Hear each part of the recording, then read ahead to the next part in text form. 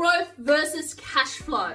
The age-long debate on where you should put your money to get the best returns on investment. Let's face it, as a property investor, we want it all. We want capital growth, we want cash flow, and we want a touch of upside in the next 2 or 3 years so that we can really leapfrog into the next property deal. Can you still get that in this market? And should you be investing in regional or metro areas? This is what this video is all about, and about giving you the criteria and the profiles of the property you should be looking for, or the areas in metro and regional that you should be investing in. So really tune in. But if this video is of relevance to you and you really enjoy the information, make sure you hit the bell and subscribe, and make sure you click in for that free strategy session where we can help you build out a sustainable portfolio and get you to financial freedom through commercial property utilizing our buyer's agency service.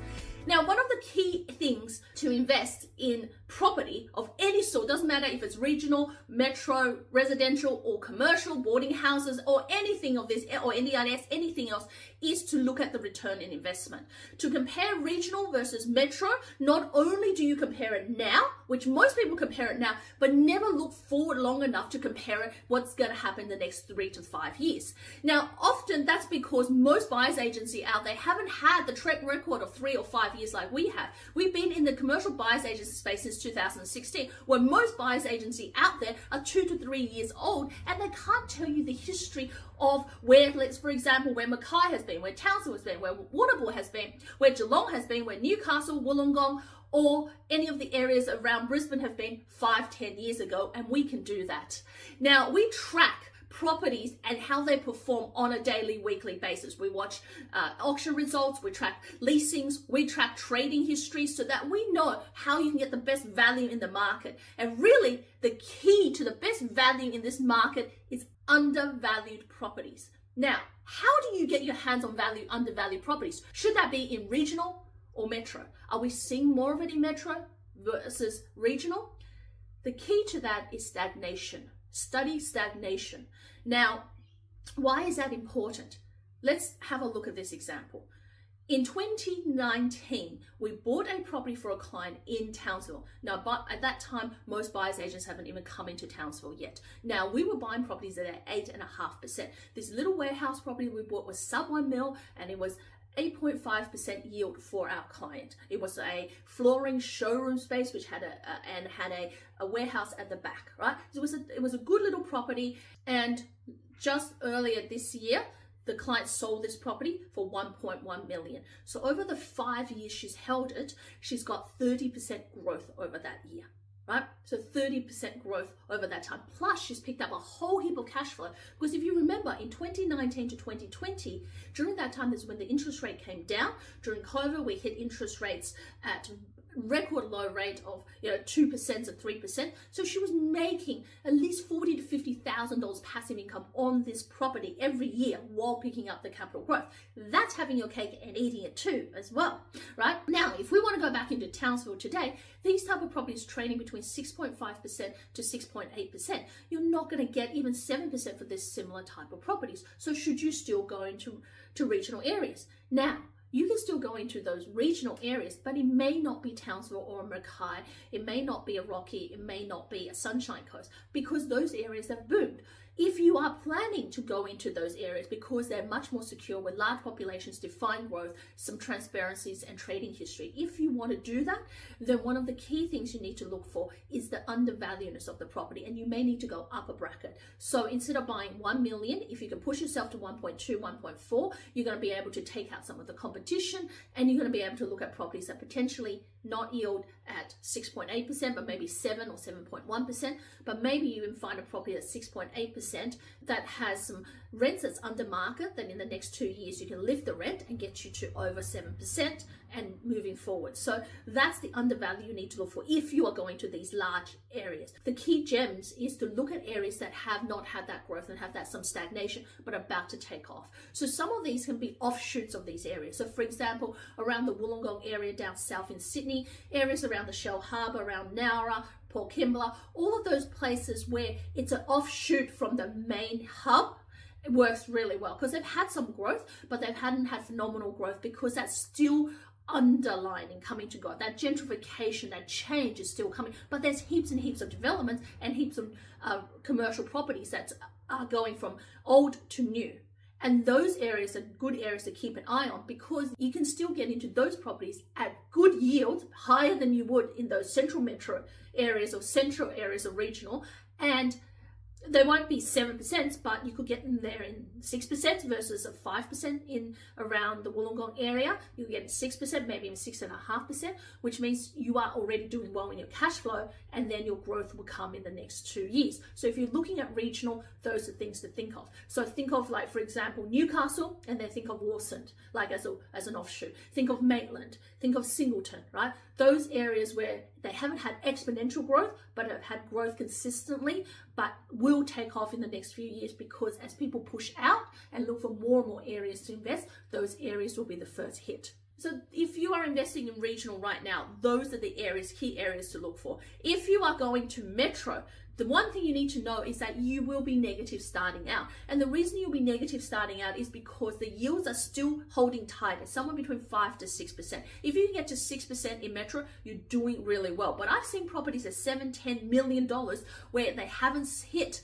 at 6% yet, especially in industrial properties. In industrial properties in areas of Melbourne, Sydney, Brisbane, you'll probably in Brisbane, you'll hit close to 6%, but mostly in Melbourne and Sydney, it's going to be 4.5% in Melbourne and sub 4% in Sydney. So sometimes it's not even worth buying those properties because you're going to be negative. So is it worthwhile to actually invest in metro? Now, this is the key. There's certain areas in metro that are underperforming, right? Especially because investors have left because of COVID, because of government taxes, because of just the attitude of the investors thinking it's all too hard, and the residential have consistently gone down the last 2 years while they saw other cities go up. So those areas we've seen are your Melbourne, your ACT, and we've just started to see the inkling of South Australia starting to pick up. So those 3 areas are those undervalued areas where, yes, your cash flow is not going to be great, but your capital growth in the next 2 years will be actually really phenomenal,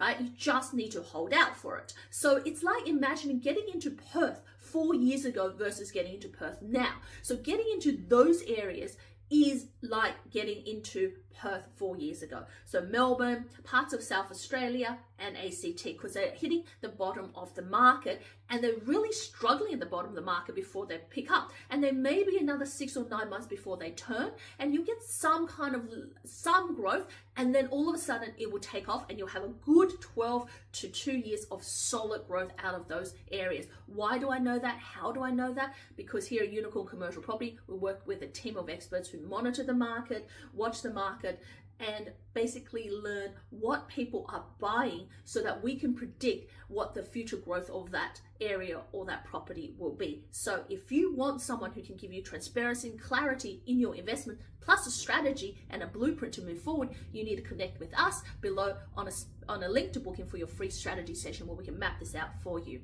Let's dissect this.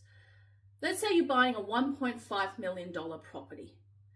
And the reason we chose 1.5 million is because it gets you away from the everyday investor, and you have a little bit more breathing room than everyone else, potentially getting a little bit higher in returns. And these properties still hard to find, but in comparison to an $800,000 property, it's a little bit easier. So let's have a look how that works if you were buying in regional versus in metro. So let's say we're going to regional. Now we know in regional, when you're trying to buy a freestanding building that either is an office space or a retail space, you're looking at around a 7% yield, but for this argument's sake, we're going to call it 6.8% because we're not always going to get 7%, but if you get a really good property with a good tenant, it's worth trading a little bit of yield for that quality. 6.8% means it's $102,000 in terms of net rent. Now remember, in commercial, the tenant pays all the outgoings and you end up with the net rent, which is the money that you get in your pocket at the end of the day paying your mortgage. Now, if you're financing this property at a 100%, so at 6.75%, if you're actually financing this property, you're going to be just on breaking even. So you're paying for the cost of stamp duty and everything else, and so you're going to be just breaking even because you're getting 6.8% and your interest rate is 6.75%. Now, if you get fixed or if the interest rate comes out, you're going to start making money. So that property breaks even for you. So it's no stress on you. You don't have to service it. Nothing happens. You just basically buy the property, let it trade, service itself, wait for the rate to come down, pick up the cash flow, wait for the growth to happen, and then refinance and go again. Stress-free investment, right? Easy peasy lemon squeezy, right? Now, if you were to do the same in Metro on that $1 million property, you're best going to get 6%, right? Most of the time, you're probably going to get a little bit shy of 6%, but let's call it 6%, which is nice round numbers, $90,000 in positive cash flow. Now, if you were doing that in metro areas, Sydney, Melbourne, Brisbane, you're going to need to put some cash in, because if you don't put cash in, you're going to be negative. So when I talk about 100% borrowing, I meant that you're drawing down the equity from either from your home, your principal home, or from an investment property. By doing that, what happens is that you end up with there is an interest component to the deposit plus an interest component to the commercial property. So together, you actually end up with 100% finance. Costs and everything else you're putting cash in for. So 100%, $90,000 is your net rent, but remember your repayments are going to be somewhere around that $102,000, $105,000. So you're going to be negative around $12,000 to $15,000. So that's going to have to come out of your own pocket to service it. Now, if this property is going to have exponential growth, which means that it's going to double the growth you would get in regional, then it may be worthwhile to get it, because for every $10,000 you put in as negative, you might be picking up an extra percent on the back end in terms of growth. Now, extra percent on 1.5 million is $150,000, right? So every 1% that you get on the back end is a $15,000 on 1.5 million. So every time you're negative by that 1% you're putting in, which is that 12 to 15% that you need to put in, having an extra percent on the back end makes up for it. And you got to do the math if that works well for you or not. Now, you would only do that if the growth in that area actually doubles the growth you would have in regional, right? Because regional, remember, it's stress-free, it's out of your own hands. Remember, investing in regional, it's stress-free, it's not reliant on you, and you basically sit back, wait for the property to churn and break even. When the interest rate comes down, you get positive cash flow. So then that property is going to have slightly less growth. So let's say in regional, you get somewhere around 3 to 5% growth. Now in metro, you are going to be negative 12 to 15,000, but you are going to be getting somewhere around 5 to 8% in growth. Yes, you do get that in commercial property, you get that in residential, you absolutely get that in commercial, sometimes a lot more as well. So your 5 to 8% in the commercial property is going to mean that the extra 3% at the back end that you would get versus the 3% less you're going to get in regional is going to actually mean that you can buy faster. So there is two train of thought. If you are looking to retire really soon, then the cash flow property works really well for you, and you should be investing in regional areas. You'll break even now on 100% finance, but as the interest rates come down, you get more and more cash flow, allowing you to support the rest of your portfolio, make it hassle-free for you, more set and forget, and you can sail off to the sunset sooner. However, if you are young and you can service, then a property in regional may not serve you well. What you need is a property that is going to give you growth so that you can refinance against it and buy sooner again. Now, that having an extra 2 to 3% in the back end means that every time you're negative 1% in the front, which is that $10,000 to $12,000 on the $1 million purchase, you're picking up $30,000 to $45,000 in the back end. So you're tripling the money you would make on the back end. So it's worthwhile for you to trade that negative for that growth in the back end. However, the key differences in commercial versus residential is that that trade will only be around about 1 or 2 years, but only in cash flow, not in growth. You see, this is the interesting thing. If you are negative now by 12 to 15,000, the moment the interest rate drops from 6.75% to 6% over the next 12 or 18 months, then you're going to find yourself not only breaking even, but making cash flow as well. And at that point, you're also picking up your growth. So you're almost setting yourself up today to have cash flow and growth in the next 2 years. So having your cake and eating it too, you just have to wait and have that delayed gratification in 2 years' time. So when I say that with that trading that negative for the growth on the back end, it's only going to be 2 years, what I mean is you're only going to be negative cash flow for 2 years versus being negative cash flow all the time when you're buying a residential property. Now, we come back to dissecting, is buying regional better than buying in metro? Now, If right now, if you're asking me to pick, I would say you need to buy in a metro area, be slightly negative, because remember, planning for property investment is about the long term, where you want to be in 2 years' time. And if you are a little bit negative in your property investment right now, it means that you're only going to be negative for the next 12 to 18 months until the interest comes down. Then you're going to be positive, but you're also then going to pick up on the growth of the property market, which means that you'll then be in a really nice position to have both cash flow and growth. And all of a sudden, when you have your cash flow, you can then leverage off your growth sooner to buy again. Whereas in regional, you're going to have more of that consistency of cash flow. So if you're looking for consistent, regional is the place to be, because it may not have, it's had such a good run in terms of growth in the last 4 to 5 years. It may be a little bit more stagnant coming up. However, it will give you that consistency of cash flow if you're looking for that for stability. But if you're looking for being able to buy again faster, then definitely metro is the way forward, even if you have to be a little bit negative right now. Because remember, being negative in the commercial space is a moment in time and not forever, like in residential. If this video has been of interest and now it's given you a bit of a pathway to see where you should be investing, then make sure you subscribe, share the word around.